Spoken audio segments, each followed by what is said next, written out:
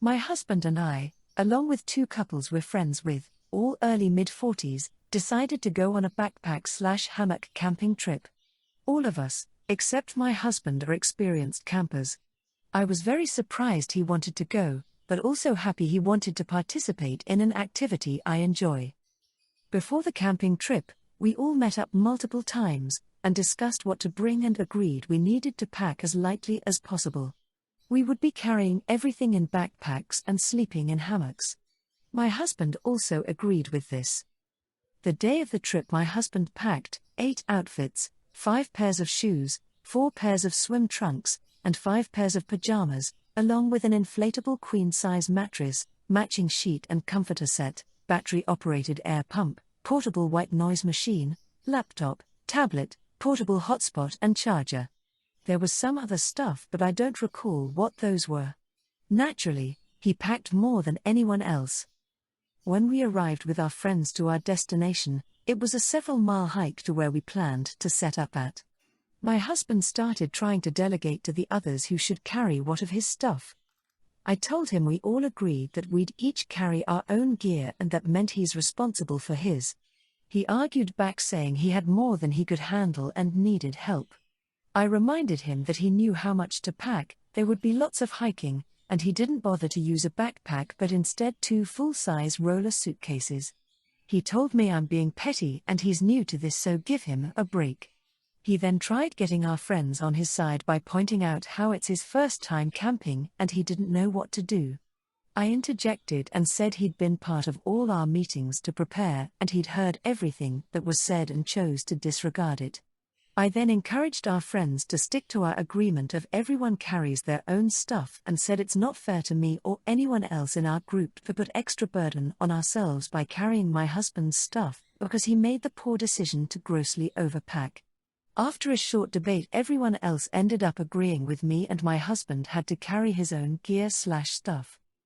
My husband ended up being far more worn out than the rest of us because of how much he had to carry. Now he's tired, cranky and sore, and still saying I was unreasonable to expect him to carry all of that on his own. When my husband was packing, I reminded him what he needed to bring and told him he's way overpacking to be practical. He insisted he needed everything he packed, as well as insisted on using the roller suitcases as carrying a backpack is too embarrassing for him. Comment 1. NTA. But since he insisted he needed all of that, especially the shoes, and took 2 roller suitcases on a several-mile hike, I'm very curious about how he feels about it now. Did he sleep in the hammock or in the air mattress? How many of the outfits and shoes did he wear? How did he even wrangle 2 roller suitcases across several miles of terrain and back? I guess a short hike to overnight camping would have been a better introduction, but since he did this his way and survived, how does he feel about it now? Comment 2. NTA. You told him not to pack so much. He didn't listen. Besides, WTF takes 8 outfits camping?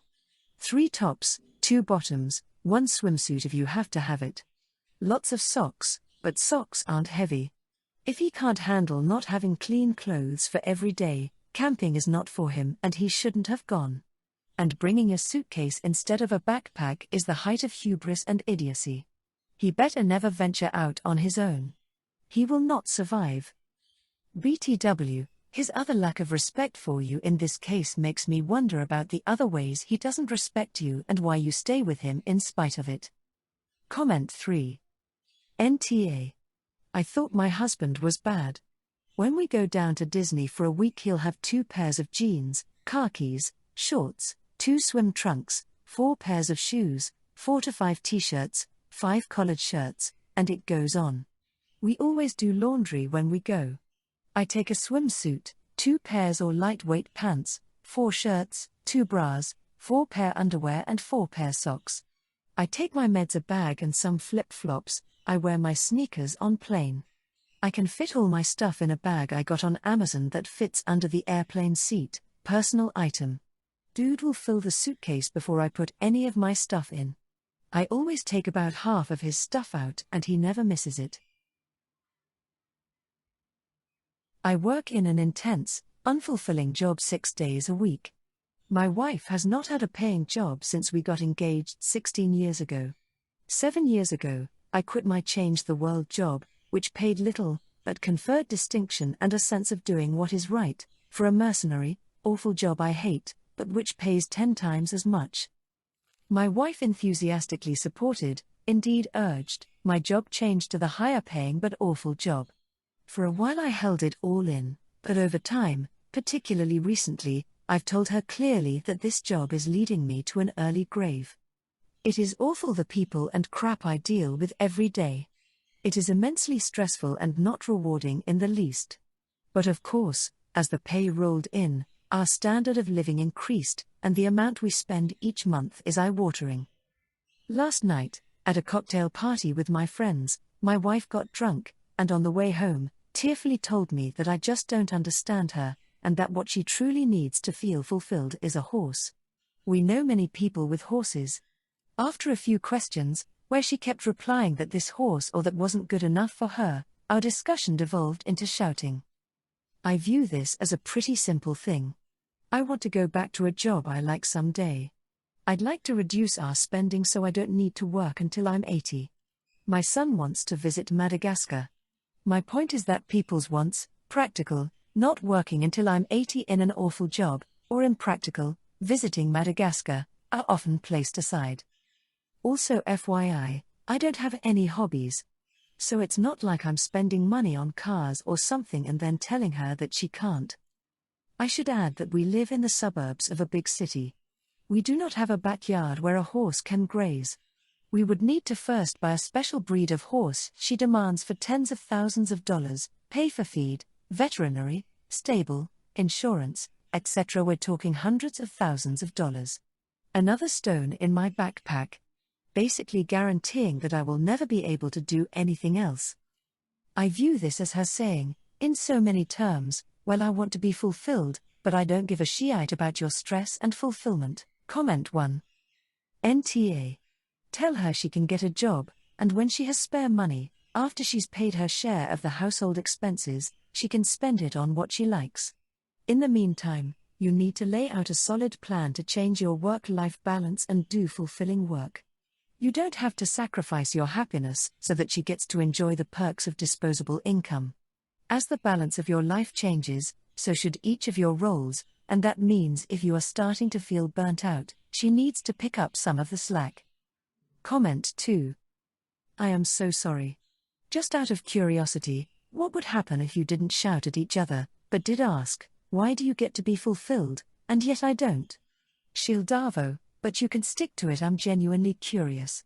I'm miserable in my job and completely unfulfilled. Why is that okay with you? Keep asking in terms of curiosity. She'll either begin to think, if she loves you, or get really mad, if she's just using you. NTA. OP comment. I've tried the Socratic method, of quietly asking questions. She just refuses to answer, interrupts me, or talks over me. I, 31F, was traveling today with my 19-month-old son on a plane on a 3-hour flight. My son, being under 2, has to sit on my lap. I also had a big backpack with all the necessities that I keep on the floor and easily accessible. It can get crowded fast, but it's just how it is when you travel alone with a young child. I got assigned a random seat, 12C, at check-in, and ended up being in a row with no other empty seat. Although I appreciate it when there is an empty seat next to me as it greatly improves our flight experience, it's not an expectation I have and I never ask for it at checkup. Once the boarding was completed but before takeoff, a flight attendant came to me and offered to move us 3 row up, 9C, because there were 2 seats available, and that they usually try to accommodate people with young infants. I was delighted and accepted right away. The flight attendant helped me move my things and explained the situation to the other passenger on row 9. The passenger did not appreciate it at all. She started complaining to the flight attendant that she was planning to sleep on the flight, and that it would be impossible now. That she specifically chose this seat while checking online because the row was empty and it's gonna be a nightmare now. The flight attendant simply explained that both my seats, old and new, are standard, that the women only paid for her own seat and that their policy is trying to accommodate young parents if possible. The woman then told me that I should be ashamed to impose all this noise on people that are just trying to enjoy their flight. Especially since it wasn't even my seat and I didn't even pay for it. Honestly, I'm really not good with confrontation. I usually end up either crying or apologizing, so I just ignored her all the way, as if she didn't speak at all. That got her even more angry, but she finally stopped complaining after a while. My son ended up crying only once. I got some stinky eye and some other rude comments, but all in all, the flight was way more comfortable for us this way, so I don't really regret switching seats. But I do wonder if I'm it's true that I didn't pay for that seat, and that it wasn't my originally assigned seat. Edit to address some recurring themes. The bag can fit under the seat. It was there during takeoff and landing. It was on the floor the rest of the time for easy access. I was allowed to do that the same way other passengers are allowed to put their laptops. My son was on my lap the whole flight. As per the flight attendant demand, the extra seat was just extra space to feel less crowded and not bump elbows. I'm overweight, yes, but not extremely so. I'm from Europe. My son has to be in my lap. The flight attendant insisted on it when she offered me to switch seats. We aren't allowed to bring car seats with us, they go with luggage. I can't afford to buy an extra seat just to have more space, as my son isn't allowed to sit there yet. Comment 1. NTA, you paid for a seat, the airline accommodated you and explained to the other passenger. The other passenger paid for her seat only, not the entire row. Sounds like other passenger was an unpleasant person, which isn't your fault. If another mother with a young child did pay for the seats near her, I'd almost guarantee she would have complained still. Comment 2.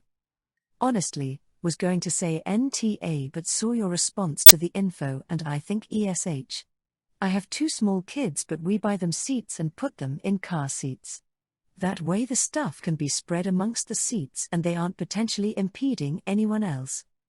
I do think your new seatmate was rude, and probably for no reason, but you could make things easier for yourself and be more considerate by traveling using the seats that you need and not relying on the airline to accommodate you. Comment 3. ESH.